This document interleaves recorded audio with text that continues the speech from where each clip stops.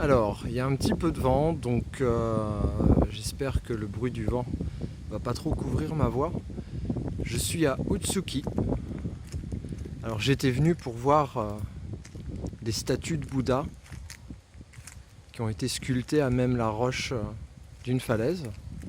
Et je suis tombé à quelques centaines de mètres en hauteur de ces Bouddhas magnifiques que vous verrez certainement à l'occasion. J'ai pris quelques photos que je posterai certainement. Donc voilà, en continuant le chemin, je suis tombé sur ce temple-là. Alors les Bouddhas sont un lieu touristique très prisé. Mais ce temple Shinto, eh ben, il est abandonné. Plus ou moins. Il ne sert plus manifestement. Mais on voit qu'il y a des parties de bâtiments qui ont été rénovées assez récemment. À l'intérieur, il y a des murs en bois qui sont relativement récents. Ce pavillon extérieur, on voit que la toiture a été refaite quand même. Mais pour le reste, je ne sais pas depuis quand ça n'a pas été utilisé. Depuis quand il n'y a pas eu de prêtre, de miko, de pèlerins.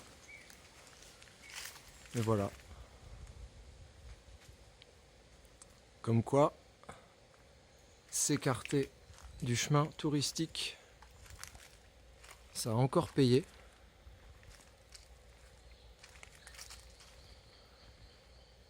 Alors généralement, donc ces portails qu'on voit là, qui s'appellent des torii, ils sont plutôt rouges. Enfin, c'est l'image qu'on en connaît dans les guides touristiques. Ils sont en bois et peints de plusieurs couches de peinture rouge, plus précisément peinture vermillon. Mais il en existe aussi en métal, en pierre. Et bizarrement, sur l'île de Kyushu, j'ai surtout vu des torii en pierre qui ont un certain charme. Je me fais attaquer par des feuilles qui tombent.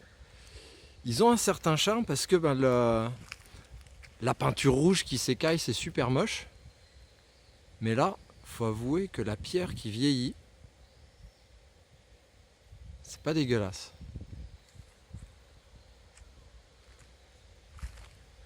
Donc bon, là, c'est pas vraiment un endroit paumé. Ces derniers jours, je suis allé dans des endroits quand même beaucoup plus reculés. Là, on est assez proche de la civilisation. Tout est relatif, encore une fois. Mais en même temps, au Japon, c'est vrai qu'il y a pas mal d'endroits qui sont plus ou moins abandonnés. Des hôtels, des temples, des maisons, des restaurants. On en croise un petit peu partout, surtout dans les campagnes. Parce que population vieillissante, la jeunesse va à la ville. Donc, moins de monde pour prendre soin de ces endroits et pour les visiter.